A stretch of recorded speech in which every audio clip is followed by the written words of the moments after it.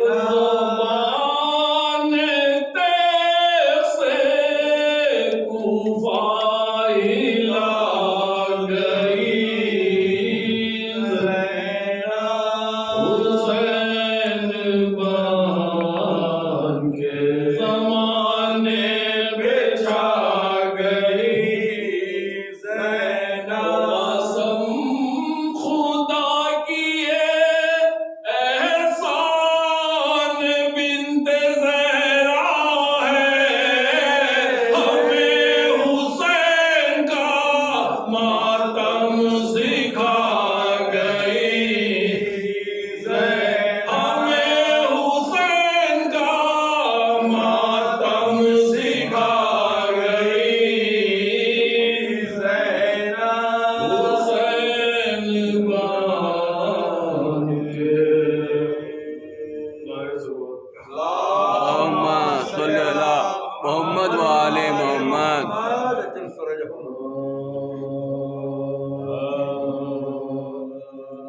ایسی نہ کوئی اب تک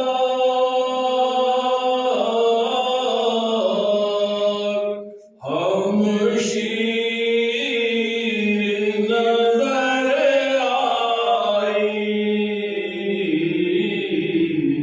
ایسی نہ کوئی اب تک ہم شیر نظر آئی شیر فاطمہ کی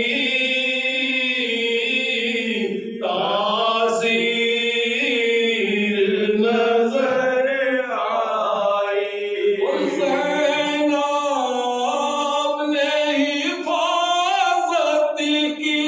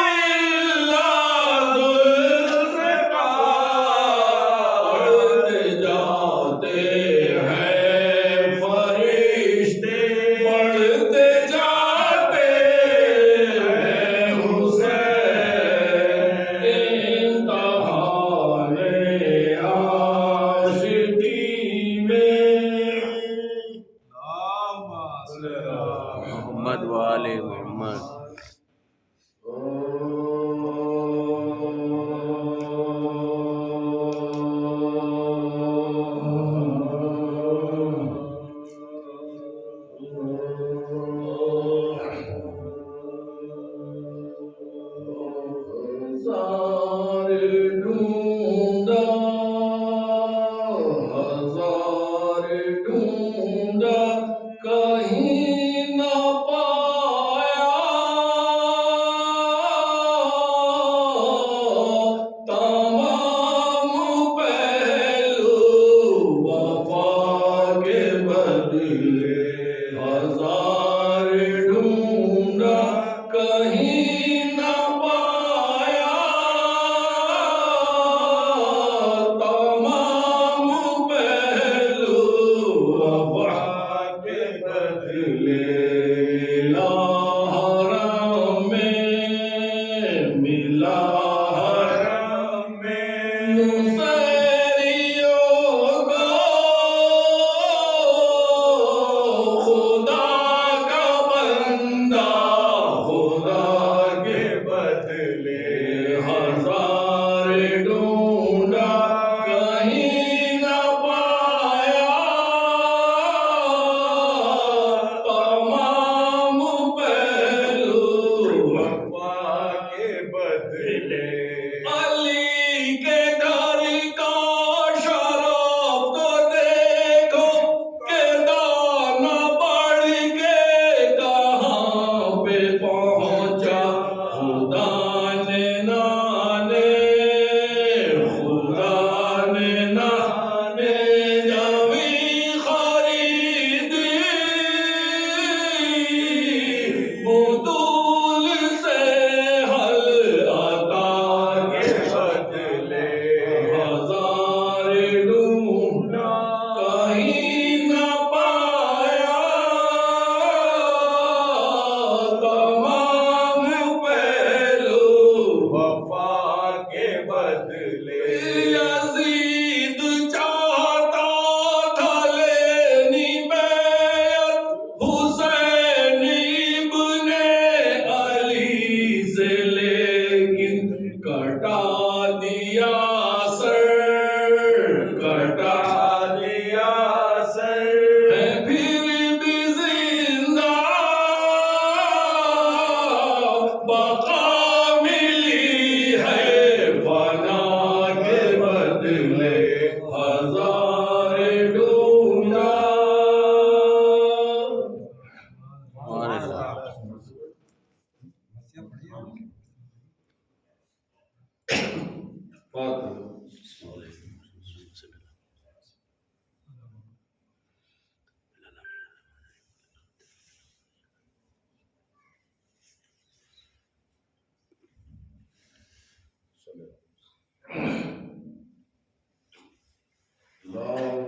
اللهم صل على محمد وعلى آل محمد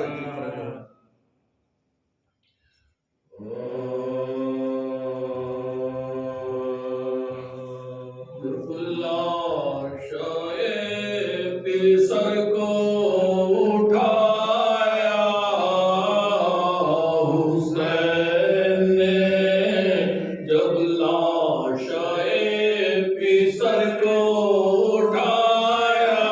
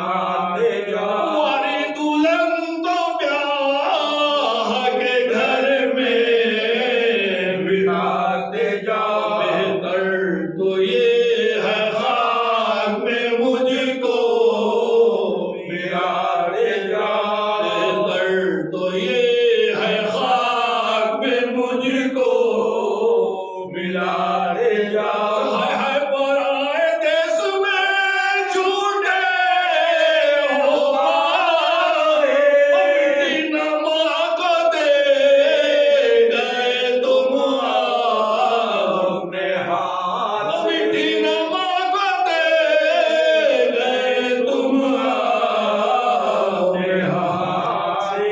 लगा सदा ये दड़ी से आए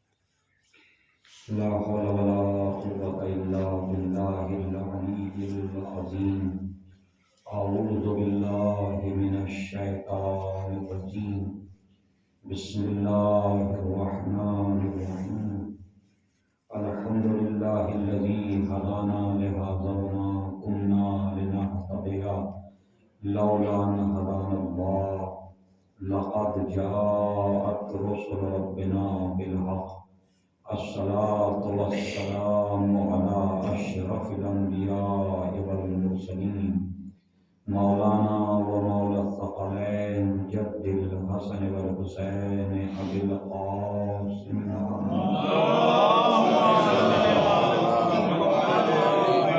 الصلاة والسلام على أهل بيته الطيبين الطاهرين المعصومين المظلومين المنتجبين المنتخبين ولعنة الله على أعدائهم أجمعين من ليلتنا إلى قيام يوم الدين أما بعد فقد قال الله سبحانه وتعالى في كتابه الكريم وفرقانه الحميد وقوله الحق بسم الله الرحمن الرحيم إنما يريد الله ليذهب عنكم الرجس أهل البيت ويطهركم تطهيرا اللهم صل على محمد وآل محمد۔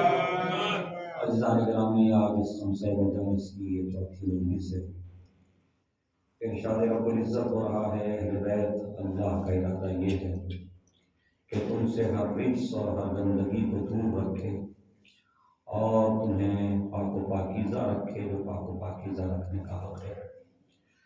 یہ آئے واقعی ہدایت اس وقت نازل ہوئی تو نبی کریم حضرت محمد مصطفیٰ صلی اللہ اللہم صل علی محمد وآل محمد۔ اپنے اہل بیت جس میں امام حسن مجتبیٰ، امام حسین اور جناب فاطمہ زہرا اور حضرت علی علیہ السلام کو اپنے ساتھ چادر میں لیا اور ان سب پر چادر کو اڑا کر کے یہ ارشاد فرمایا اللہم ہؤلاء اہل بیت، اے میرے معبود یہ میرے اہل بیت، اللہم ہؤلاء اہل بیت، یہ میرے اہل بیت ہیں۔ اس کا مطلب یہ ہے کہ نبی کریم نے اہل بیت کو محصور کر دیا، مخصوص کر دیا اس لفظ کو ان چار افراد کے لیے کہ یہ میرے اہل بیت ہیں۔ اور جو نبی نے دعا کی تھی اور اس دعا میں یہ بھی موجود طاہرہم تطہیرا، واذھب عنہم الرجس وطہرہم تطہیرا، کہ ان سے تو رجس کو دور رکھ اور انہیں پاک و پاکیزہ رکھ جو پاک و پاکیزہ رکھنے کا حق ہے۔ یعنی جو نبی کریم اہل بیت کے حق میں دعا فرما رہے تھے وہی خدا کی طرف سے آیت بن کر کے نازل ہو، یعنی تمنا نبی کی تھی، اس تمنا کو قرآن نے تعبیر عطا کر اس آرزو کو، اور اسی طرح بالکل وہی لفظ آئے انما یرید اللہ لیذھب عنکم الرجس اہل البیت ویطہرکم تطہیرا، جو نبی کریم چاہتے تھے ویسے ہی آیت نازل ہوئی۔ اچھا، اب یہ اجتماع میں نے اس پہلی مجلس میں ذکر کیا تھا کہ یہ اجتماع کئی مقامات پر ہوا، حتیٰ کہ 3 روایات تو ہمارے پاس 3 نبی کی زوجات سے ہیں۔ ایک زینب بنت جہش سے روایت ہے کہ میرے گھر میں جمع ہوئے، ایک ام سلمہ، اور جو سب سے مشہور و معروف روایت ہے وہ جناب ام سلمہ کی ہے عائدہ کے سلسلے میں، کہ جس سے تقریباً تمام ہی مفسرین نے ان روایات کو نقل فرمایا کہ ام سلمہ فرماتی ہیں کہ حضور اور آل رسول یعنی حسن و حسین اور جناب زہرا اور حضرت علی علیہ السلام یہ سب میرے گھر میں جمع ہوئے ایک چادر کے نیچے، اور پھر نبی کریم نے ان سب کے اوپر چادر اڑائی اور یہ دعا کی، تو مجھے یہ احساس ہوا کہ آج یقیناً کوئی جو ہے وہ فضیلت نازل ہونے والی ہے، کوئی کمال کی بات ہے کہ جس کے لیے نبی کریم یہ اہتمام فرما ہے۔ تو میں نے 5 افراد کو جب دیکھا تو میں گئی اور جانے کے بعد چادر کا پلو اٹھایا اور اٹھانے کے بعد کہا کہ اے رسول اللہ کیا اجازت ہے میں بھی چادر میں آ جاؤں؟ کیا اجازت ہے کہ میں بھی چادر میں آ جاؤں؟ تو ارشاد رسول ہوا انکی علی خیر، تم خیر پر ہو، ام سلمہ تم خیر پر ہو، لیکن اس چادر میں تم داخل نہیں ہو سکتے۔ اچھا دوسری طرف جو روایت ہے زینب بنت جہش سے، اس میں بھی یہی ہے کہ نبی اس میں کوئی زوجہ داخل نہیں تھی، اور فرمائیں وہ بھی کہتی کہ یہی 5 افراد تھے چادر کے نیچے، اور ام سلمہ نے تو جو ہے وہ عملی طور پہ اس کو کر کے دکھا دیا کہ اگر ازواج شامل ہوتی تو نبی انکار کیوں کرتے۔ لہذا ام سلمہ کو کم سے کم اتنا ضرور ہوا کہ اہل بیت میں شامل ہونے کی محبت نے خیر کی سند عطا کر دی۔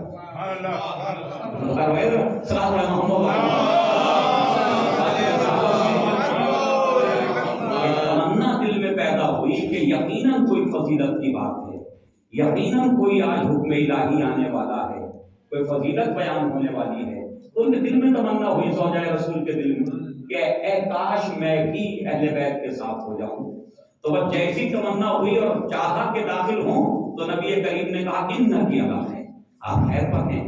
اور میں اس کا مطلب اگر یہ تمنا چادر میں داخل ہونے کی نہ ہوتی اور اس کا اظہار نہ ہوتا تو زمان رسالت پہ قیامت تک کے لیے ام سلمہ کو خیر پہ ہونے کی سند نہ ملتی۔ سلام محمد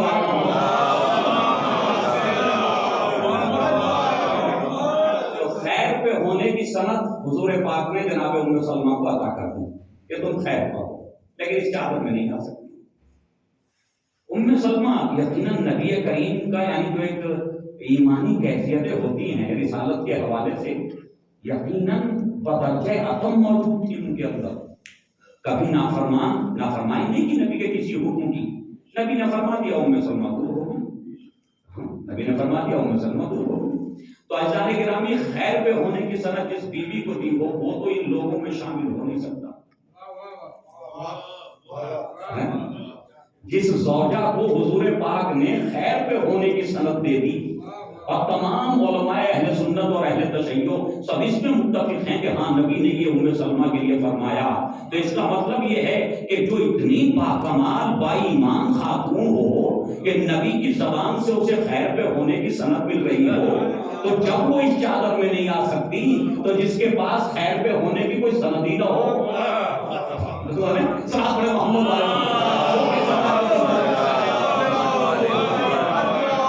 جن ازواج رسول کے پاس کوئی سند ہی نہ خیر پہ ہونے کی ہو وہ کیسے داخل ہو سکتی؟ حتیٰ کہ امام بخاری نے تو یہاں تک لکھ دیا، آپ دیکھیے بخاری کو اٹھائیے تو وہ لکھتے ہیں کہ جی نبی کریم ایک روز حجرے میں کھڑے ہوئے تھے، ایک زوجہ کو حجرے میں کھڑے ہوئے، حجرے میں ان کے کمرے میں چھوٹے چھوٹے کمرے تو ہوں گے، اب وہ کمرہ کتنا بڑا ہوتا تھا، نبی کے حجرے کتنے بڑے تھے ازواج کے، وہ بھی ذرا سن لیجیے۔ اب یہ بھی جو ہے صحائح ستہ میں مختلف روایات موجود ہیں کہ اتنی مختصر سی جگہ ہوتی تھی کہ حضور پاک جب نماز ادا کرتے تھے تو زوجہ فرماتی ہے کہ اتنی جگہ ہوتی تھی حجرے کے اندر کہ جب وہ سجدہ کرتے تھے تو میں پیر سمیٹ لیا کرتی تھی اور جب وہ کھڑے ہو جاتے تھے تو میں پیر پھیلا دیا۔ اب آپ اندازہ کیجیے، صلاۃ محمد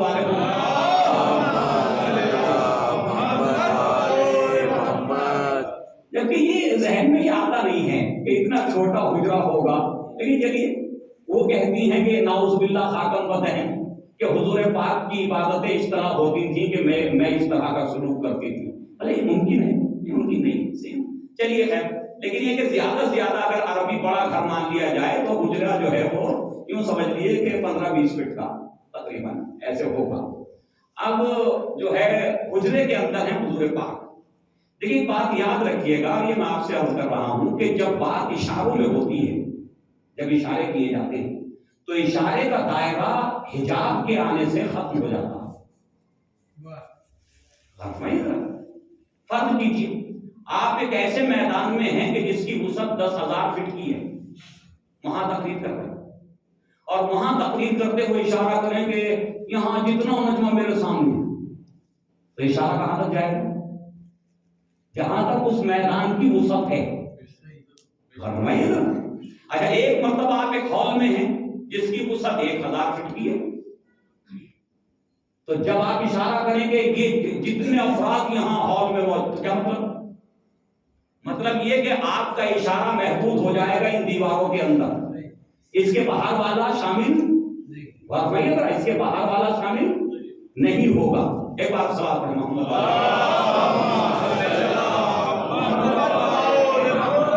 تو اشارے کا تعلق ہے کہ جب تک کوئی چیز بیچ میں حائل نہ ہو تو اشارے کی حدیں وہاں تک جاتی جہاں تک کوئی حائل نہ ہو۔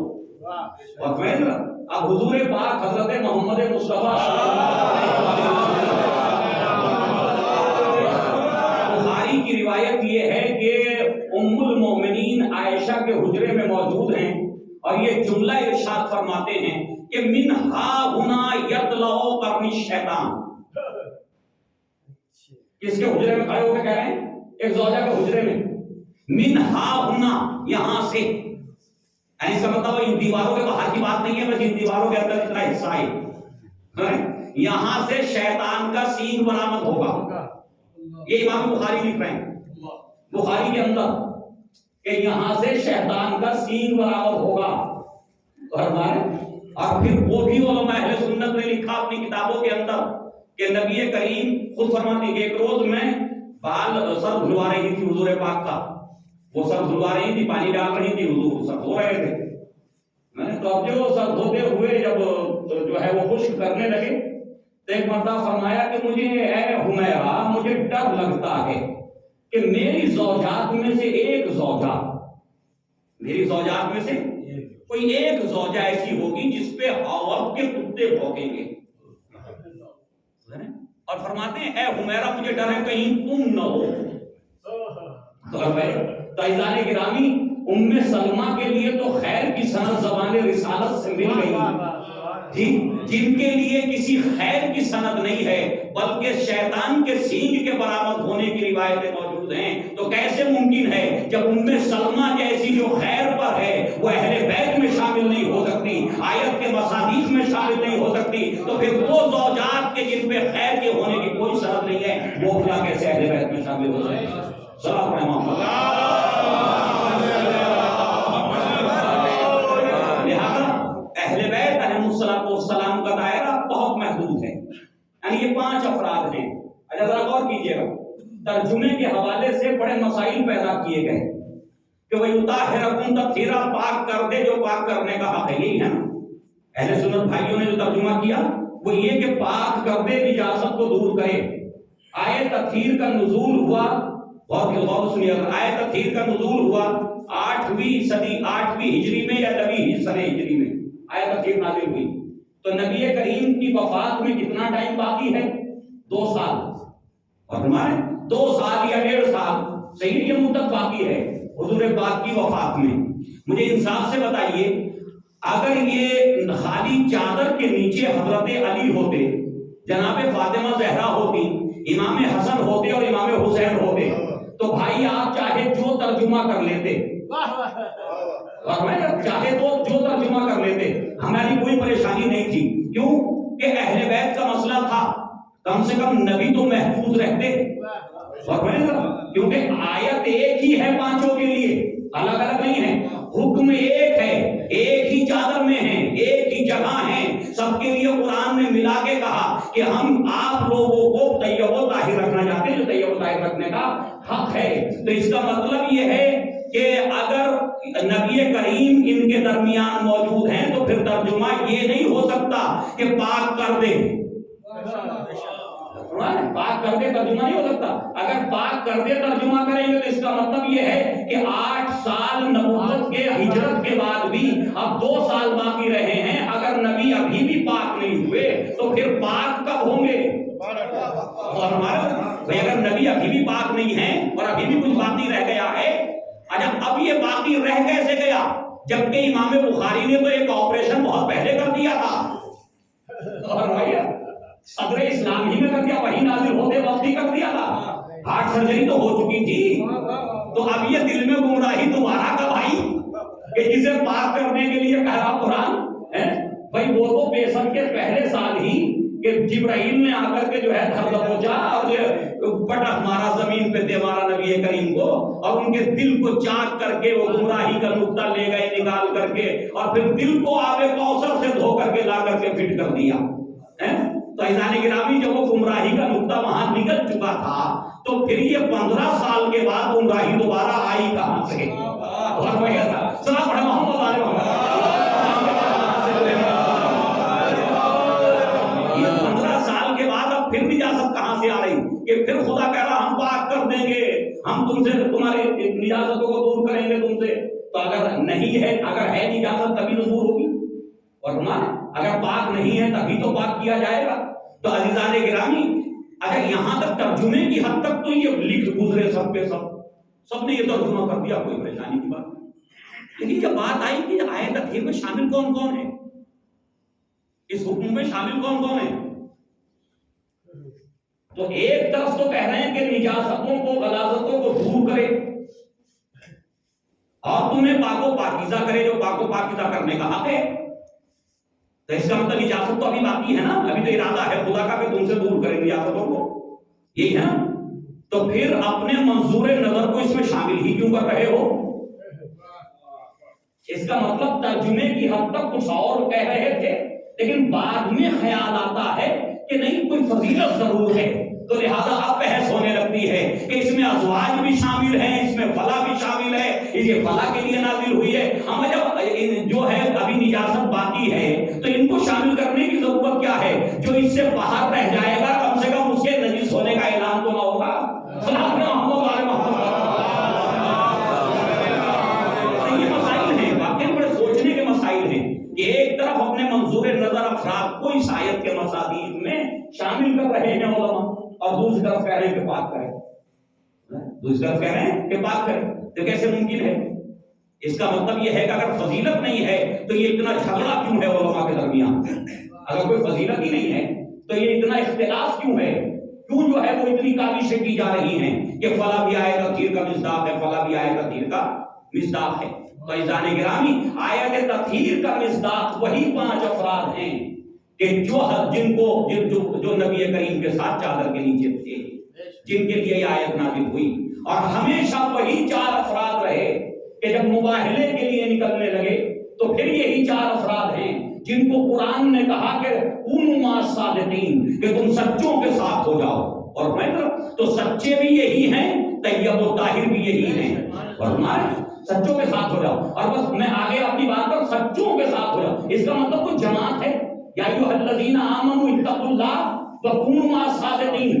صادق کہتے ہیں ایک سچے کو، صادقین کہتے ہیں عربی میں جو کم سے کم 3 ہوں کم سے کم، زیادہ کتنے بھی ہو سکتے. تو اس کا مطلب یہ ہے کہ سچا کوئی ایک نہیں ہے، سچے ایک سے زیادہ کوئی جماعت ہے، کوئی گروہ ہے، کوئی گروپ ہے سچوں کا، جن کے ساتھ ہونے کا حکم دیا جا رہا کہ تم سچوں کے ساتھ ہو جاؤ. تو ایک آیت سے تو یہ پتا چلا کہ مسلمان کو رہنا کس کے ساتھ ہے. اور بھائی اس آیت سے ہر مسلمان کو یہ پتا چلتا ہے کہ ہمیں رہنا کس کے ساتھ ہے، کس کی اتباع کرنا ہے، کس کی پیروی کرنا ہے، کس کی طرح زندگی گزارنا ہے. اور ایک اور آیت جس سے یہ پتا چلتا ہے کہ وہ ہیں کون، آیت مباہلہ، جس میں کہا گیا قل تعالوا ندعو ابنانا وابناکم ونسانا ونساکم وانفسنا وانفسکم ثم نبتہل فنجعل لعنت اللہ علی الکاذبین. اور بھائی کیا کہا؟ تم اپنے بیٹوں کو لاؤ، ہم اپنے بیٹوں کو لائیں، تم اپنی عورتوں کو لاؤ، ہم اپنی عورتوں کو لائیں، تم اپنے آپ آؤ، ہم خود آتے ہیں. ثم نبتہل، پھر مباہلہ کریں، مقابلہ کریں. کس چیز کا مقابلہ؟ مباہلہ کہتے ہیں اس مقابلے کو جو لعنت اور رحمت کا ہو. وہاں کوئی تلواروں کا مقابلہ نہیں ہے، کوئی میدان جنگ نہیں ہے، وہاں کسی کو قتل نہیں کرنا ہے، خالی بد دعا کرنی ہے کہ جو جھوٹا ہو. اگر بد دعا بھی یہ نہیں کہ تم پر عذاب ہو، بد دعا بھی یہ نہیں ہے کہ تم پر عذاب ہو، وہ کہیں کہ نہیں تم پر عذاب ہو، یہ بد دعا نہیں. جو ہم دونوں کے درمیان جھوٹا ہے اس پر عذاب ہو. اور میں پڑھ محمد والے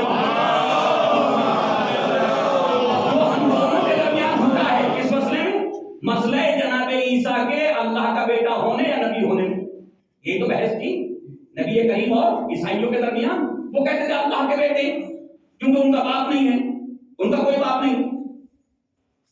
عزیزان گرامی ایک عالم دین نے تنزن کہا کہ مناسب نہیں لگتا کہ ہم کسی اولی العزم نبی کی طرف کوئی غلط اشارہ کریں، لیکن اگر کوئی اور آدمی ہوتا عیسیٰ کے علاوہ تو ہم پوچھتے کہ جس کا باپ نہ ہو تو کیا دلیل ہے کہ وہ اللہ کا بیٹا؟ سلام علیہ محمد والے تو اگر نبی چاہتے تو نفسی جواب دے کر کے عیسائیوں کو خاموش کر سکتے تھے، اور فرمائیے عیسائیوں کو خاموش کر سکتے تھے نفسی جواب دے کر کے کہ کیا دلیل ہے کہ اس کے باپ کا پتہ نہ ہو اللہ کا بیٹا؟ لیکن نبی کبھی جو ہے وہ مغالطوں سے کام نہیں لیتا، اور معصوم کبھی مغالطوں سے کام نہیں لیتا، جذباتی نہیں ہوتا معصوم، وہ حکم الہی کا پابند ہوتا۔ یہ نہیں کہا کہ ان کے باپ نہیں ہے تو یہ اللہ کے بیٹے کیسے ہیں، بلکہ یہ کہا کہ ہاں جیسے عیسیٰ اللہ کے بیٹے نہیں ہو سکتے کہ ان کے باپ نہیں ہیں، ویسے ہی اس سے پہلے آدم و حوا کے بھی والدین نہیں تھے، اور وہ بھی اللہ کے بندے تھے اور یہ بھی اللہ کے بندے ہیں۔ صلی اللہ علیہ محمد علیہ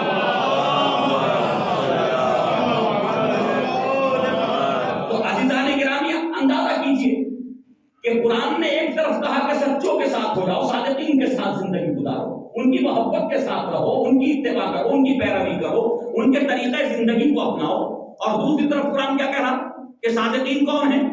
صادقین کا پتہ چلتا آیت مباہلہ میں۔ اچھا، آیت کے اندر گرامر عربی کے اعتبار سے رسمی غور سے گرامر کے اعتبار سے اتنی وسعت ہے اس آیت میں کہ سارے مدینے کے بچوں کو لے جاؤ، پورے مدینے میں جتنے مسلمان بچے اور دوسرے شہر میں اگر اسلام پہنچ چکا وہاں سے بلا لو، دوسرے شہروں میں اگر اسلام پہنچ چکا ہو کسی دیہات میں بستی میں تو وہاں سے بھی طلب کر لو کہ بھئی ہم عیسائیوں کے مقابلے میں جا رہے ہیں، چلو سب چلو۔ کیوں؟ اپنانا جمع کا صیغہ، جتنے بھی بچے ہو سکتے ہیں مسلم ان سب کو اکٹھا کرو، کوئی پریشانی کی بات نہیں، آیت میں مجال، آیت میں گنجائش ہے۔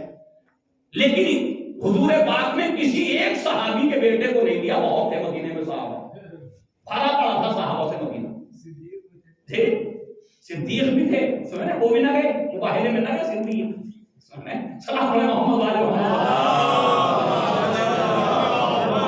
بھائی جب مباہلہ، وہ طاہر بھائی نے جملہ بیچ میں رکھ دیا، صحیح ہے، جب مباہلہ تھا ہی اس وہ صدق کے درمیان، صحیح نا، وہ صدیق تو کہتے ہی اسے جس نے کبھی جھوٹ نہ بولا، تو بھائی یہ تو سب سے مناسب تھے کہ عیسائیوں کو اکیلے ہی ہرا کے، اور میں صلاح علیہ محمد علیہ محمد بھائی یہ تو بہت مناسب تھے کہ صدیق تھے، صحیح نا، لہذا ان کو اکیلوں کو لے جاتے، کسی کو لے جانے کی ضرورت نہیں تھی، وہ لوگ جو ہے وہ مباہلہ ہار جاتے، شکست کھا جاتے۔ لیکن نبی کریم نے نہ کسی بچے کو لیا، کسی کو نہیں لیا عیسائیوں کے مقابلے میں، کیونکہ ایسے سچے چاہیے تھے کہ جن کی زبان پہ کبھی جھوٹ نہ آیا ہو، اور ایسے سچے چاہیے تھے، اور ایسے سچے صحابہ کی اولاد میں مل نہیں سکتے تھے کہ جس نے کبھی جھوٹ نہ بولا ہو، اور ایسے سچے مل نہیں سکتے تھے، لہذا نبی کریم نے کسی صحابی کی کسی اولاد کو، کسی بچے کو نہیں لیا، لیا تو کس کے بچوں کو لیا؟ زہرا اور حضرت علی علیہ السلام،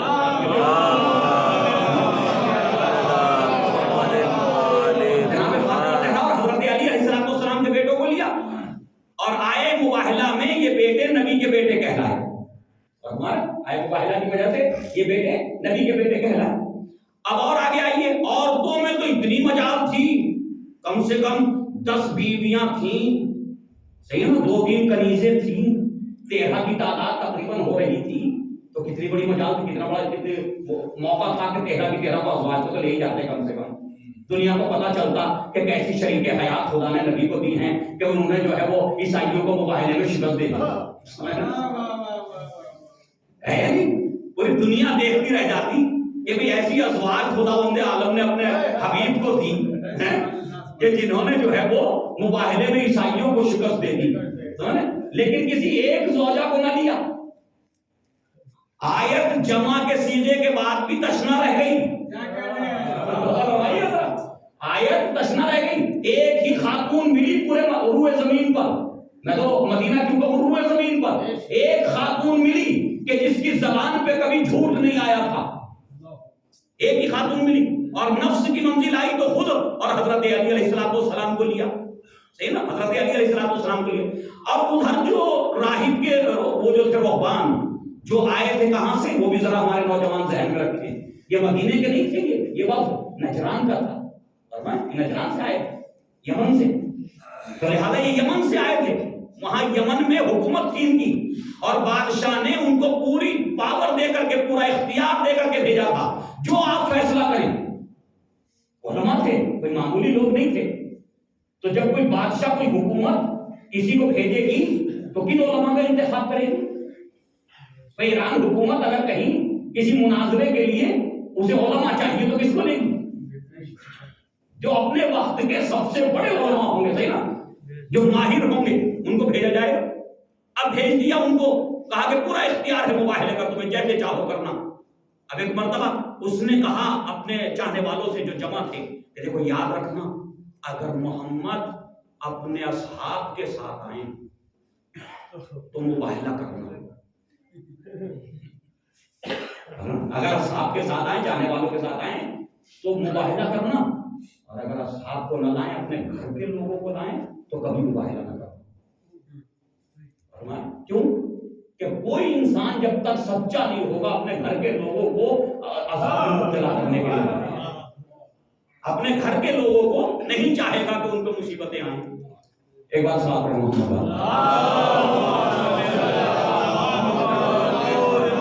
تو لہٰذا جیسے ہی آتے ہوئے دیکھا تو وہ وہاں کھجوروں کے کچھ درخت دکھائے گئے، تو اس میں کہ وہاں سے وہ کھڑے ہوئے دیکھ رہے تھے کہ کتنا بڑا مجمع لائیں گے، نبی محمد کتنا بڑا مجمع لے کر کے آئیں گے.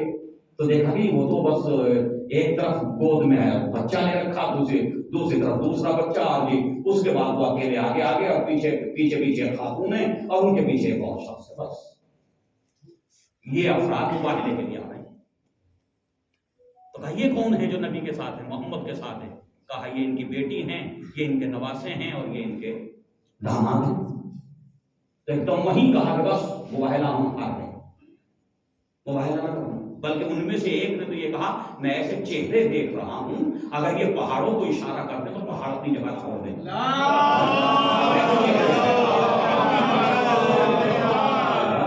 اس کا مطلب یہ ہے کہ ان چہروں میں کوئی تو علامتیں نظر آ رہی تھی، صداقت کی کوئی تو علامتیں. یعنی توریت کے پڑھنے والے کو ان کی صداقت پہ یقین آ گیا، انجیل کی تلاوت کرنے والے کو ان کی صداقت پہ یقین آ گیا، نبی کا کلمہ کو قرآن کی تلاوت کرنے والے نے فاطمہ زہرا سے گواہ مانگ لیے. ان سے تو وہ عیسائی اچھے تھے جنہوں نے محمد کی اور اہل بیت کی صداقت پہ یقین کر کے مباہلے میں جزیہ دینا قبول کیا، لیکن تم نے فاطمہ زہرا کو گواہ بنا دیا. صلاۃ پڑھیں محمد والے عزیزان گرامی، اندازہ کیا آپ نے، جزیہ دینا قبول کر لیا، شکست کھا گئے عیسائی. اس کے مقابلے میں صرف یہ 5 افراد، صرف یہ 5 افراد. تو یہاں سے سمجھ میں آیا نہیں آیا کہ صادق کون ہے، سچا کون ہے؟ اب نبی کریم اگر کسی کو صدیق کہیں تو کون ہوگا؟ کس کو کہیں گے نبی صدیق؟ سوال ہے اپنی جگہ. لے کے گئے وہی تو صدیق ہوئے، وہی تو سچے ہیں. اب علماء اہل سنت کی کتابوں میں یہ روایات بھری پڑی، حتی صحیح ستہ میں سنن ابن ماجہ ہے، صحیح ستہ میں سنن ابن ماجہ ہے. سنن ابن ماجہ میں ابھی میں پڑھ رہا تھا، سنن ابن ماجہ میں موجود ہے کہ منبر کوفہ پہ حضرت علی علیہ السلام نے کھڑے ہو کر کے خطبہ دیتے ہوئے یہ کہا، کیا فرماتے ہیں کہ انا عبداللہ، میں اللہ کا بندہ ہوں، واخو رسول ہی، اور ان کے رسول، اللہ کے رسول کا بھائی ہوں، اللہ کے رسول کا بھائی ہوں، وانا الصدیق الاکبر، اور میں اس امت میں سب سے بڑا صدیق ہوں، انا صدیق الاکبر وانا فاروق الاعظم. یہ کون لکھ رہا ہے؟ اہل سنت. علی صحابہ میں موجود ہے، علی سیاب میں موجود ہے، اور آپ کے جو ہے یہ سنن ابن ماجہ میں موجود ہے. ان کتابوں میں روایت موجود ہے کہ حضرت علی علیہ السلام نے، اور بعد میں جملہ فرمایا کہ میرے بعد جو یہ دعویٰ کرے گا وہ جھوٹا ہوگا. فرمایا جو میرے بعد یہ دعویٰ کرے وہ جھوٹا ہے. تو اس کا مطلب یہ ہے کہ صدیق تو نبی کریم نے حضرت علی علیہ السلام کو فرمایا. تو سوال یہ پیدا ہوتا ہے جب حضرت علی علیہ السلام کو صدیق فرمایا تو ایک صدیق وہ جو اللہ اور رسول کی طرف سے صدیق فرمائے، اور ایک صدیق وہ کہ جو اللہ اور رسول کے صدیق کے مقابلے میں امت نے بنا دیا. ایسے ہی ہے نا، ایک صدیق جسے اللہ اور رسول نے صدیق قرار دیا، جو آئے مباہلہ میں صادق قرار پایا، صحیح نا، ایک وہ صدیق. دوسرا جسے امت نے ان کے مقابلے میں بنایا، ایک وہ صدیق. وہ بنایا ہوا جو خود ساختہ ہے وہ زیادہ مشہور ہو گیا. ایسا ہوتا نا، نقلی پروڈکٹ بہت بکتا، سستا ہوتا. محمد والے محمد. عزیزان گرامی، وہ انہوں نے بنا لیا. اچھا، ایک صدیقہ، اور بھائی ایک ہی صدیقہ، اور وہ صدیقہ کون ہے؟ جناب فاطمہ زہرا سلام اللہ علیہ. اور میرے پاس آج 50 منٹ ہیں، یعنی روایات میں موجود کہ صدیق حضرت علی اور صدیقہ جناب فاطمہ زہرا سلام اللہ علیہ، ان کی روایات میں اہل سنت علماء نے لکھی یہ روایات کہ صدیقہ جناب فاطمہ نبی کی زبان پر اور صدیق نبی کی زبان سے حضرت علی علیہ السلام. لیکن امت نے دونوں کے مقابلے میں، فاطمہ کے مقابلے میں بھی ایک صدیقہ بنائی اور علی کے مقابلے میں بھی ایک صدیق بنایا. میرے محبوب یہ تو بتائے 1400 سال بعد آنے والے لوگ کیسے سمجھیں کہ تیرا بنایا ہوا صدیق کون ہے اور ان کا بنایا ہوا کون ہے؟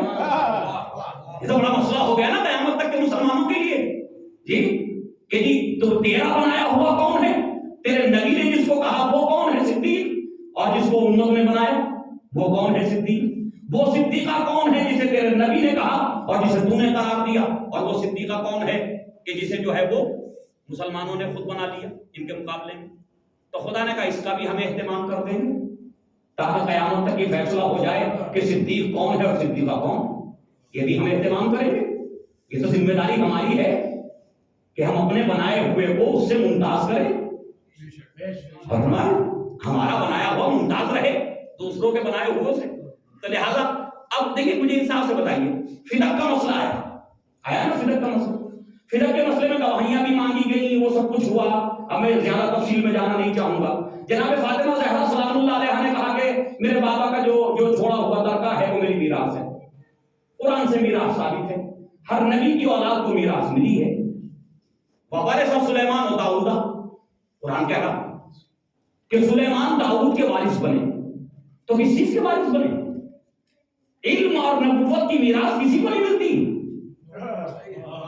نبوت اگر میراث میں ملتی تو یعقوب کے بیٹوں میں یوسف ہی تو نبی بنے، باقی 11 کا کیا ہوگا؟ اگر میراث ملتی تو 11 کے 11 بھی نبی ہونے چاہیے تھے. میراث اگر بیٹے کو نبوت اور رسالت کی ملتی، منصب کی ملتی، تو نوح کا بیٹا کیوں غرق ہو گیا؟ اسے تو میراث کے طور پہ، وارث ہونے کے طور پہ نبی ہونا چاہیے تھا. اور بھی بہت سے انبیاء کے بیٹے غیر معصوم تھے. تو اس کا مطلب یہ ہے کہ میراث نبوت اور رسالت کی تو تقسیم نہیں ہوتی. میراث تو وہی ہے جو اموال ہیں، جو چھوڑ کے جا رہے ہیں ترکے کے طور پر، اس کو قرآن میراث سے تعبیر کرتا ہے. اور قرآن میراث سے تعبیر کرتا ہے.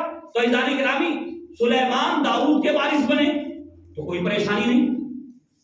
جناب یحییٰ زکریا کے وارث بنے قرآن میں تو امت کو کوئی پریشانی نہیں. یہ احکام قرآنی موجود ہیں، صحیح ہے نا. ہر اولاد اپنے باپ کی وارث بنے. اسلام کا حکم ہے کہ وراثت ملے گی، بیٹے کو بھی، بیٹی کو بھی، اولاد کو، سب کو ملے گی. بس ایک ہمارے نبی کے اولاد کو میراث نہیں ملے گی. بھئی یہ کون سا قانون ہے؟ یہ کہاں لکھا قرآن میں؟ کہیں تو ذکر ہوتا کہ محمد ہم نے سارے انبیاء کو میراث دی، ان کی اولادوں کو، لیکن آپ کو اس سے محروم کر رہے ہیں. اچھا، نبی کریم اگر یہ کہتے تو سب سے پہلے فاطمہ زہرا کو بتاتے کہ بیٹا دیکھو میرے بعد میراث کا دعویٰ نہ کر دینا، ہم میراث نہ دیتے ہیں نہ لیتے ہیں. اور نہیں تو جناب زہرا کو نہیں بتایا جو مبتلا بیٹی جس کے مسئلے کے اندر، بتایا کسے؟ خلیفہ اول کو. ان کے کان میں کہا کہ دیکھو ہم نہ میراث لیتے ہیں نہ میراث دیتے ہیں. ہم بالکل کیوں؟ اب جب حتیٰ کہ یہاں تک پوچھا گیا وہاں دربار میں کہ بتاؤ کسی اور نے سنی یہ روایت، کسی اور نے یہ حدیث سنی؟ سب نے انکار کر دیا کہ ہم نے تو نہیں سنی. حتیٰ علماء نے سنت نے لکھا کہ خالی خلیفہ اول اس کے مدعی تھے، باقی کوئی اور صحابی خلیفہ اول کے ساتھ اس سلسلے میں نہیں تھے، خود ہی مدعی تھے اور خود ہی منصف تھے، انصاف بھی خود ہی کر رہے اور شہادت طلب کر رہے ہیں جناب زہرا سلام اللہ علیہ سے۔ آپ گواہ لائیے، ہمیں جس کی ملکیت میں جو چیز ہو اسے گواہی دینے کی ضرورت نہیں ہے، ٹھیک ہے؟ اور جو قانون ہے قرآن کا اس کے اعتبار سے بھی گواہی دینے کی ضرورت نہیں ہے۔ اور جب جناب فاطمہ زہرا سلام اللہ علیہ نے اپنی گواہی کے طور پہ جناب ام ایمن کو پیش کیا، جن کے لیے علماء اہل سنت کہتے ہیں نبی کریم نے انہیں جنت کی بشارت دی کہ ام ایمن جنت کی خواتین میں سے ایک ہے، اور انہیں پیش کیا، یہ گواہ ہیں۔ حضرت علی کو پیش کیا، یہ گواہ ہیں۔ حسن و حسین کو پیش کیا، یہ گواہ ہیں۔ تو یہ جواب ملا، علی آپ کے شوہر ہیں، حسن و حسین آپ کے بیٹے ہیں، ام ایمن یک کو تنہا ہیں، کوئی اور جواب اور کوئی گواہ لا۔ فرمائیے نا کس طرح سے جو ہے وہ خدا کی قسم اسلامی قوانین کو پامال کیا گیا، کیسے حکم قرآنی کو پامال کیا گیا۔ سوچئے، میں آپ کو ایک واقعہ یاد دلاؤں، ایک صحابی ہیں ہمارے پاس، پوری امت کے پاس متفق علیہ، اس صحابی کا نام ہے خزیمہ ابن ثابت، خزیمہ ابن ثابت ان کا نام ہے۔ ان کو لقب دیا نبی کریم نے ذو الشہادتین، کیونکہ اسلام میں دو گواہیاں ضروری، دو عادل کی گواہیاں ہونی چاہیے، لیکن انہیں ایک ہی کو دو کے برابر قرار دیا، ان کی ایک کی گواہی دو کے برابر۔ سنیے گا بات کو، کیوں؟ کسی شخص سے سوا ابن قیس تھا، ایک شخص، اس سے نبی کریم نے گھوڑا خریدا۔ کیا کیا؟ ایک گھوڑا خریدا، وہاں کوئی دیکھنے والا نہ تھا، سودا نبی اور اس کے درمیان ہو رہا تھا۔ جب سودا ہو گیا اور نبی گھوڑا لے کر کے چلنے لگے تو اس نے کہا نہیں حضور میں نے اتنے کا نہیں اتنے کا بیچا، اس نے قیمت بڑھا دی اس کی، اور نبی کریم سے لڑنے لگا، اختلاف کرنے لگا، نہیں میں نے یہ نہیں، میں نے یہ کہا۔ حضور پاک نے کہا کہ یہاں تو کوئی گواہ ہے نہیں۔ ایک مرتبہ خزیمہ ابن ثابت گزر رہے تھے، کہا یا رسول اللہ کیا ہوا؟ کہا میں نے اس سے گھوڑا خریدا اور جب اس نے مجھے گھوڑا دے دیا تو اب یہ کہہ رہا کہ میں نے اتنے کا نہیں اتنے کا کہا تھا، اور آپ نے یہ کہا تھا، نبی پہ بھی تہمت لگا رہا کہ آپ نے یہ کہا تھا اور آپ پیسہ اتنا دے رہے ہیں۔ تو حضور پاک سے انہیں فرمایا کہ میں کس کو گواہی میں پیش کروں؟ تو ایک مرتبہ خزیمہ ابن ثابت نے کہا کہ مجھے یقین ہے کہ جو آپ کہہ رہے ہیں وہی صحیح ہے، اور جو آپ نے کہا وہی صحیح ہے۔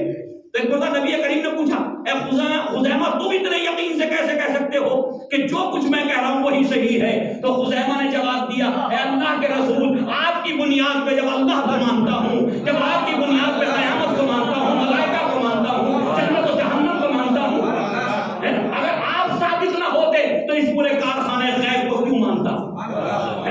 تو جب آپ کو صادق مانا تبھی تو یہ ساری چیزوں کو مانا۔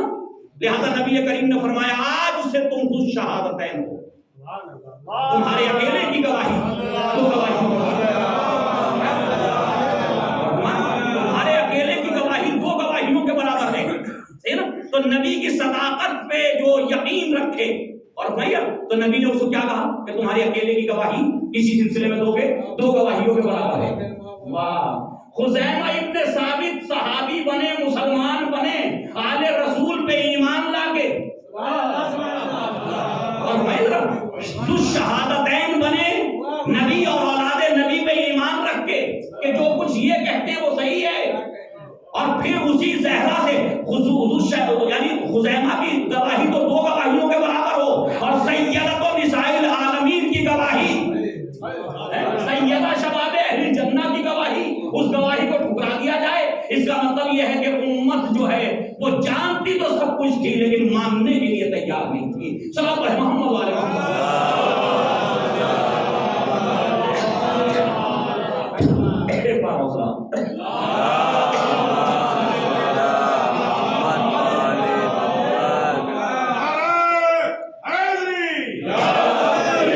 تو عزیزان گرامی اندازہ کیا کہ زہرا سے گواہی مانگی جا رہی۔ اچھا اگر نعوذ باللہ حاکم بدہن ایک نظریہ پیش کر رہا ہوں، ایک فکر پیش کر رہا ہوں خالی، اگر نعوذ باللہ حاکم بدہن زہرا نعوذ باللہ صحیح ہے نا، اگر ہم جناب زہرا کو اس گواہی میں یا اس مطالبے میں یہ مان لیں کہ وہ اپنی طرف سے مطالبہ کر رہے ہیں، یہ تسلیم کر لیں تھوڑی دیر کے لیے، فرض کر لیں کہ اپنی طرف سے مطالبہ کر رہے ہیں اور ان کا حق نہیں تھا. یہ ہے فرض محال اگر یہ تسلیم کر لے مسلمان. تو یہی تو ہے جو وہ تو تسلیم کیے بیٹھا نا کہ فاطمہ حق پہ نہیں ہے. نعوذ باللہ فاطمہ جھوٹا دعویٰ کر رہی، ورنہ ان کے دعوے کو ٹھکرانے کی ضرورت کیا ہے؟ ٹھکرانا بتا رہا کہ وہ جناب فاطمہ کا دائرہ سلام اللہ علیہ جھٹلا رہا.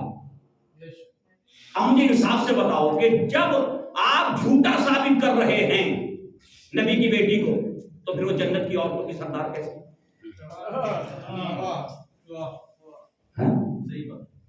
پھر وہ جنت کی عورتوں کی سردار کیسے؟ تو امام بخاری امام مسلم پتہ نہیں عقل سے کام لیا یا نہیں لیا. ایک طرف لکھ رہے سید نساء اہل الجنہ، دوسری طرف کہہ رہے ہیں کہ انہوں نے کہہ دیا کہ کوئی میراث نہیں، نبی یہ فرما گئے اور نہیں دی میراث، اور فرمائے نہیں دی میراث. تو اس کا مطلب یہ ہے کہ یا تو فاطمہ سچی ہیں یا وہ سچا ہے. یاد رکھیے جب جھگڑا اور اختلاف ہو تو اختلاف کرنے والے جب مسئلہ ایک ہی بات پہ اختلاف ہو رہا ہوگا، ذہن میں رکھیے گا، جب اختلاف کسی ایک بات پر ہو تو ان میں سے دونوں حق پہ جمع نہیں ہو سکتے. کیا ہو سکتے ہیں؟ دونوں حق پہ جمع، لڑنے والے، جھگڑا کرنے والے، اختلاف کرنے والے دونوں حق پہ نہیں ہو سکتے. ہاں دونوں باطل پہ جمع ہو سکتے ہیں. دونوں باطل پہ جمع ہو سکتے ہیں کہ دونوں غلط ہوں. وہ کیسے؟ ابھی کسی کا فون رہ جائے یا موبائل رہ جائے،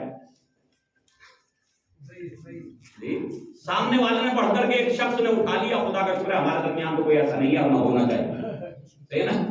کہ ہم نے کوئی ایسا کرے، کیونکہ ہم تو اہل بیت کے چاہنے والے ہیں، ہم کسی کے مال پہ نظر نہیں رکھتے، بری نظر نہیں رکھتے، اور اگر ہے بھی تو ہم تو اسے واپس دیتے ہیں. لیکن پھر بھی ایسا مسلمانوں میں ہے نا یہ چیز.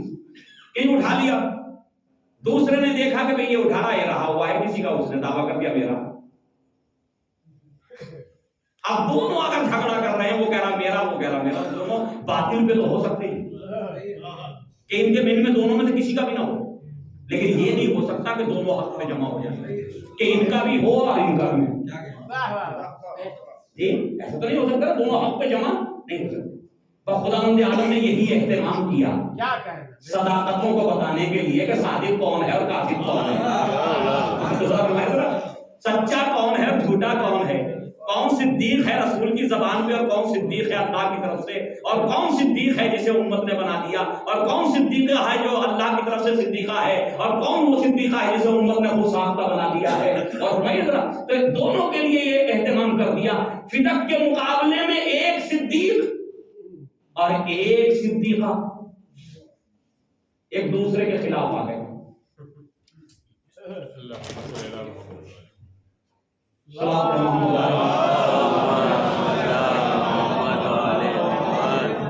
فیضان گرامی فدق میں ایک صدیق اور ایک صدیقہ ایک دوسرے کے مقابلے میں آ گئے. ایک کا دعویٰ یہ میرا، دوسرے کا دعویٰ یہ آپ کا نہیں. اور تو دونوں حق پہ تو نہیں ہو سکتے. اب حق پہ کوئی ایک ہی ہوگا، دونوں نہیں ہو سکتے. تو حق پہ کون ہے بھائی؟ کون وہ صدیقہ ہے اور کون وہ صدیق ہے جو حق پر ہے؟ اب آئیے صدیق کے لیے ہمیں آخر میں یہ روایتیں مل گئیں کہ اے کاش میں نے اپنی زندگی میں 3 کام نہ کیے ہوتے. مرتے وقت فرمانا ہے، مرتے وقت وہ اہل سنت لکھ رہے ہیں، اے کاش میں نے اپنی زندگی میں 3 کام نہ کیے. ان 3 کاموں سے ایک ہے، ان 3 کاموں میں سے ایک کہ میں نے کاش فاطمہ کا دروازہ نہ جو ہے کھولا ہوتا، یعنی فاطمہ کے دروازے پہ میں نے لوگوں کو نہ بھیجا ہوتا. تو اس کا مطلب یہ ہے کہ جو صدیق اگر ہوتا تو پھر اسے یہ افسوس کرنے کی ضرورت نہ پڑتی. تو ایک صدیق کا پتہ تو چل گیا جو ہے فدق کے مسئلے میں کہ اللہ کی طرف سے کون ہے اور خود ساختہ کون ہے. ایک صدیق اور ایک صدیقہ اور رہ گئے تھے، ان کا امتحان بھی خدا نے انہیں بھی مبتلا کر دیا امتحان میں. انہیں جمل میں لا کے آمنے سامنے کھڑا کر دیا، انہیں جمل میں لا کے کھڑا کر دیا. یہاں 2 لڑنے والے کون؟ ایک صدیقہ ایک صدیق، صحیح ہے نا؟ وہاں سب نے لکھا کہ فاطمہ جنت کی عورتوں کی سردار، فاطمہ کا غضب رسول کا غضب، فاطمہ کی خوشی رسول کی خوشی. تو اس کا مطلب یہ ہے کہ جس کی خوشی رسول کی خوشی ہو وہ کبھی جھوٹ نہیں بول سکتی، بلکہ وہی جھوٹا ہوگا جو ان کے مقابلے میں آ رہا ہوگا.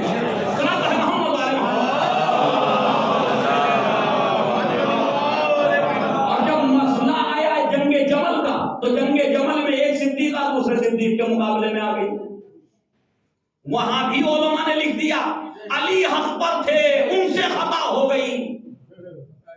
جی ان سے خطا اجتہاد ہے تو خطائی کا اجتہادی ہو یا غیر اجتہادی ہو، غلطی تو غلطی ہے، غلطی تو غلطی ہے. یہ تو ایک بہانے بازی ہے کہ صحابہ کی خطاؤں کو اجتہاد کا صندوق پہنا دو، صندوق میں ڈالو، صحیح نا؟ ورنہ حقیقت تو یہ ہے غلطی تو غلطی ہے. بھئی یہ ہمیشہ غلطی صحابہ سے کیوں ہوتی رہی؟ یہ ہمیشہ خطا اجتہادی صحابہ سے کیوں ہوئی؟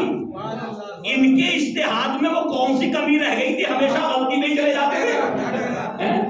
بھئی ان کے مقابلے میں علی بھی تو تھے یا نہیں تھے؟ علی تھے نا. جنگ صفین میں علی بھی لڑے اور ادھر سے وہ بھی لڑا. لوگ علماء نے لکھا امیر شام سے خطا اجتہادی ہو گئی. تو جنگ تو دونوں کر رہے تھے، میدان میں دونوں کھڑے ہوئے تھے، ایک دوسرے کے مقابلے میں دونوں تھے، ہمیشہ خطا ہوئی اس طرف سے. جنگ جمل میں لکھ دیا ان سے خطا اجتہادی ہو گئی، فتق کے مسئلے میں لکھ دیا ان سے خطا اجتہادی ہو گئی. تو اس کا مطلب یہ ہے کہ خدا نے ضمانت لے لی ہے کہ مجتہد تو خطا کرتا ہے، معصوم خطا نہیں کرتا.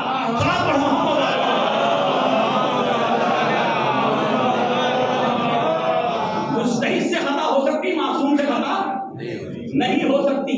تو عزیزان گرامی جنگ جمل کے سلسلے میں یہ مسئلہ سامنے آ گیا تو دنیا والوں کو پتا چل گیا نا کہ صدیق کون ہے اور صدیقہ کون ہے. سب کے سامنے آ گئی بات، صدیق کون ہے، صدیقہ کون ہے.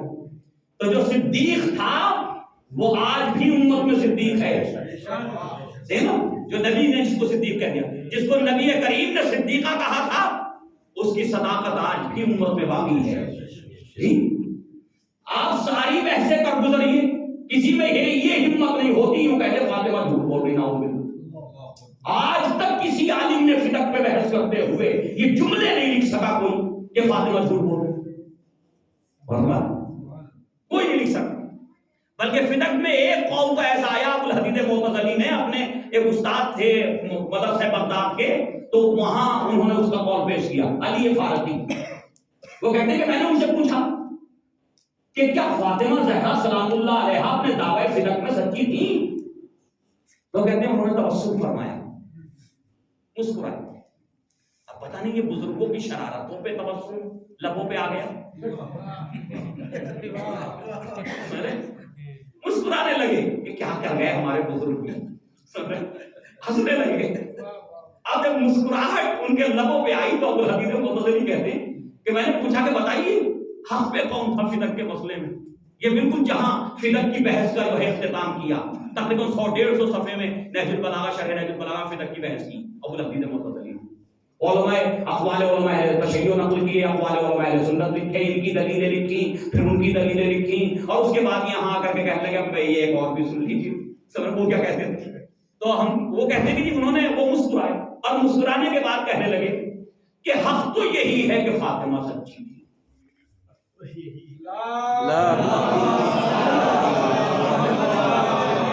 حق تو یہی ہے کہ جناب فاطمہ زہرا سچی تھی.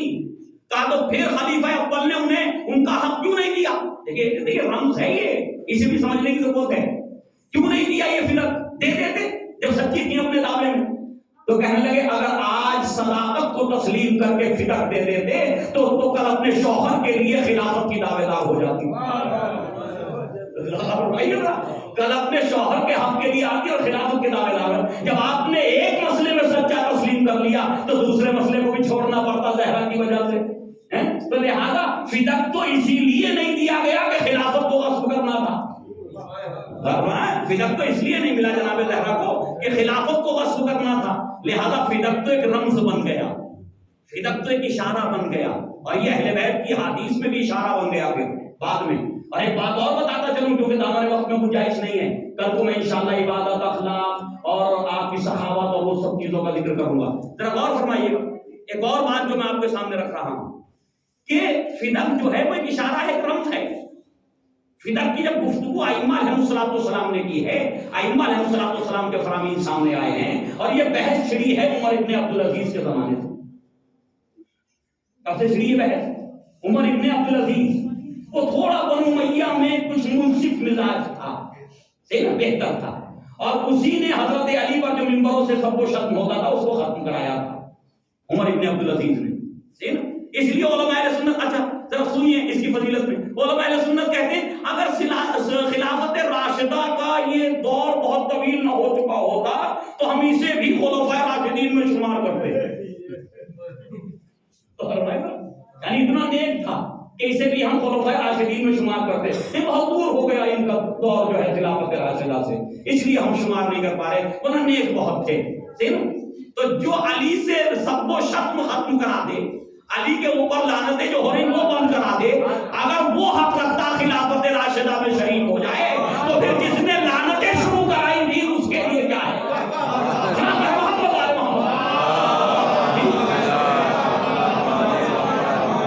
تو سب سے پہلے عمر ابن عبدالعزیز نے اولاد امام حسن مصطفیٰ علیہ السلام امام حسن کے پوتوں کو بلایا اور بلانے کے بعد کہا کہ میں آپ کی دادی کا حق یہ فداک آپ کے حوالے کرتا ہوں.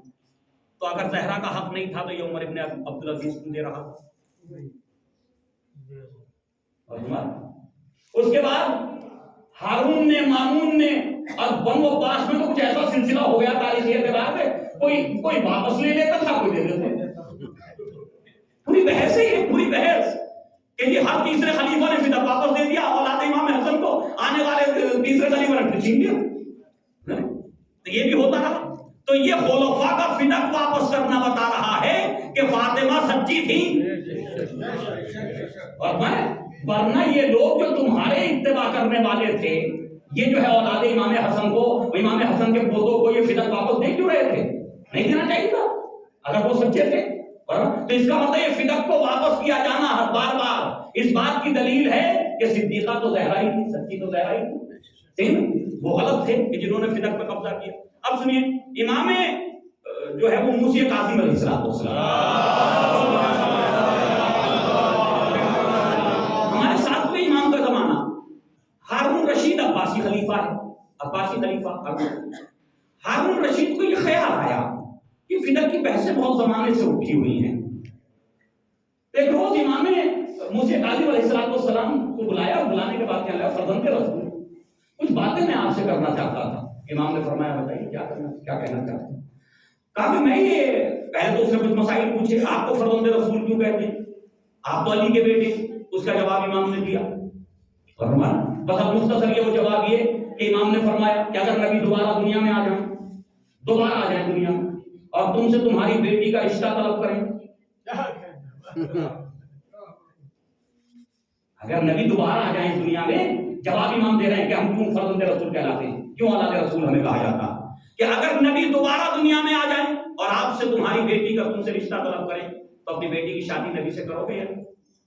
کہنے لگا ہمیں فخر ہوگا کہ نبی اور میری بیٹی کا رشتہ طلب کرے، میرے لیے تو فخر کا باعث ہوگا. کہا بس یہ جو تمہارے لیے فخر ہوگا وہ نبی ہمارے ساتھ نہیں کر سکتے. وہ بات نبی ہمارے ساتھ نہیں کر سکتے. کیوں؟ ہم نبی کی اولاد ہیں. تمہاری بیٹیوں سے نبی رشتہ دے سکتے ہیں لیکن ہماری بیٹیوں سے نہیں دے سکتے، حرام ہے شریعت میں. اس لیے ہم اولاد رسول ہیں. صحیح. تو عزیزان گرامی، امام موسی کاظم سے پوچھا اچھا میں چاہتا تھا فرزند رسول کہ آپ کی جدہ ماجدہ کا حق واپس کر دوں، فداک واپس کر دوں آپ کو. امام نے فرمایا اچھی بات ہے، ارادہ تو نیک ہے، اچھی بات ہے کہ واقعی واپس کرنا چاہتا ہوں فداک. کہنے لگا ہاں فرزند رسول بتائیے ایریا کتنا. تو امام نے فرمایا پہلی حد سمرقند ہے، وہاں تک حکومت اسلامی پہنچ چکی تھی. پہلی حد جو ہے سمرقند ہے، دوسری یمن ہے، یمن میں، تیسری کہ بحر ہند ہے،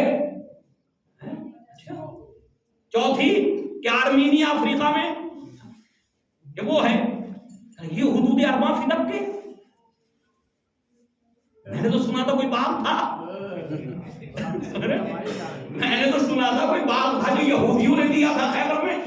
آپ نے تو بہت بڑے حدود بیان کر دیے، یہ تو میری پوری حکومت کا دائرہ ہے. کہا کہ تو یہی تو بتانا چاہتا ہوں کہ اگر تم واپس ہی کرنا چاہتے ہو تو فداک ہی تھوڑی میری جدہ ماجدہ کا حق ہے، یہ خلافت و حکومت بھی تو ہمارا حق ہے.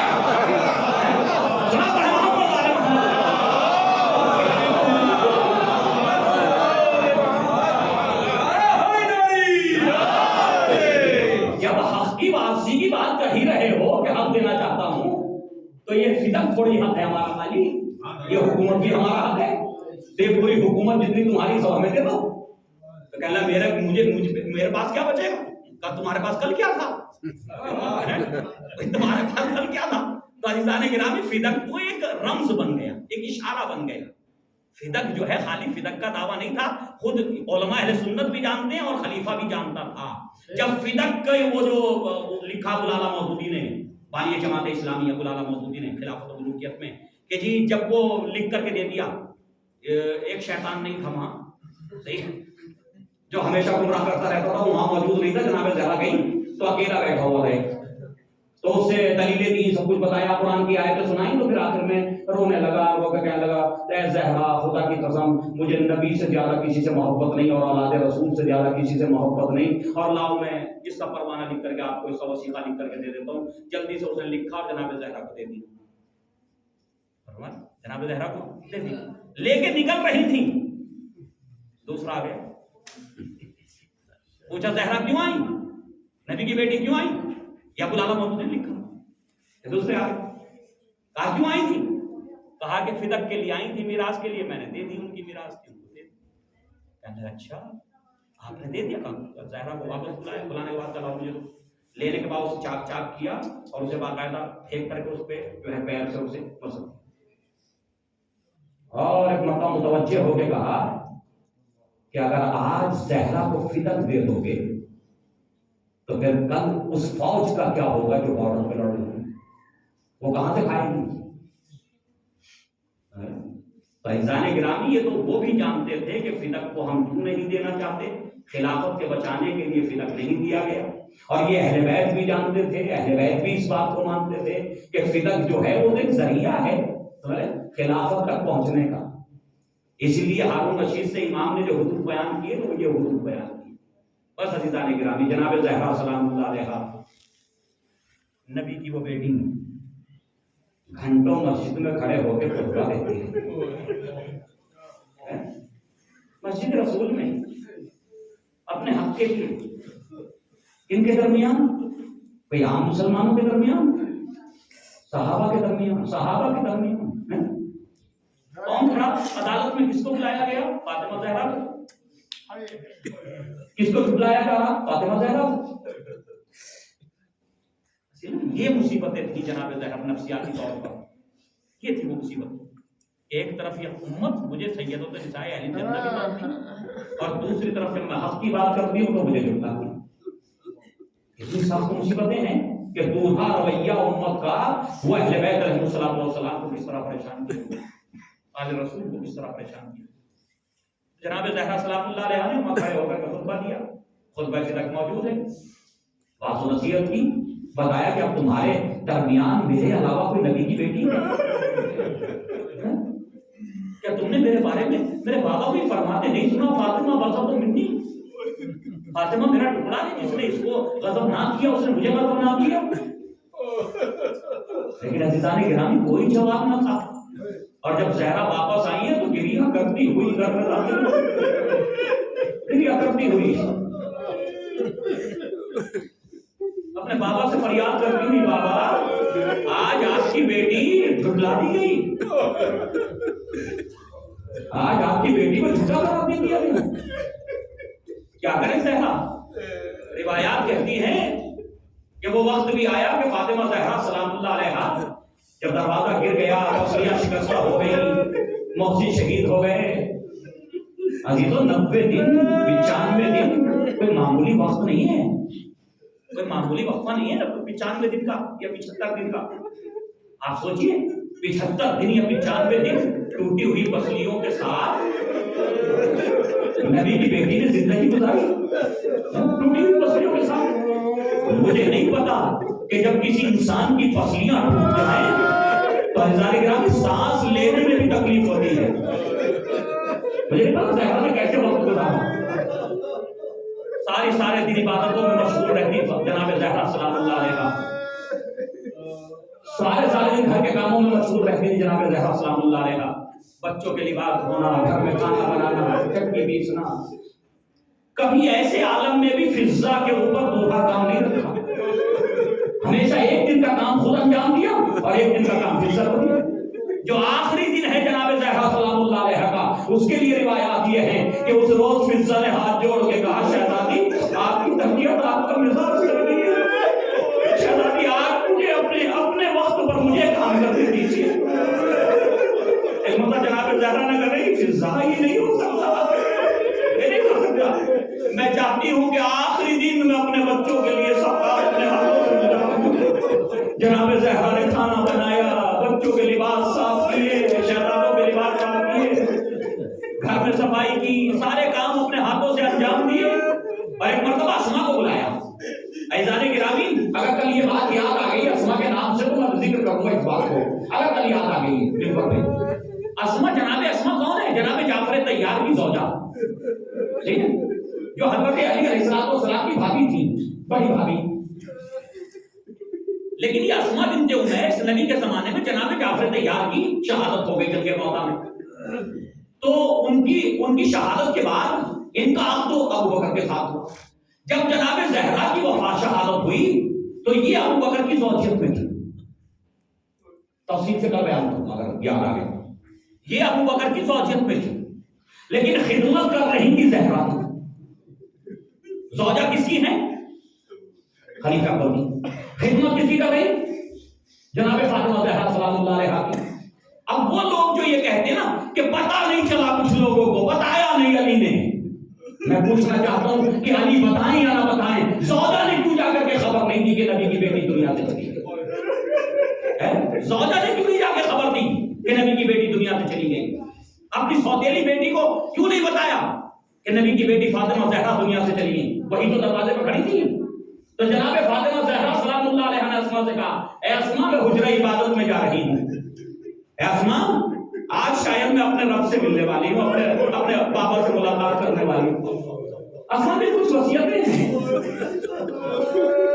ایک تو یہ اسما جو تم نے تابوت بنایا نا، یہ میرے لیے تو صندوق بنایا جنازے کو اٹھانے کے لیے جس سے پردہ ہو جاتا ہے،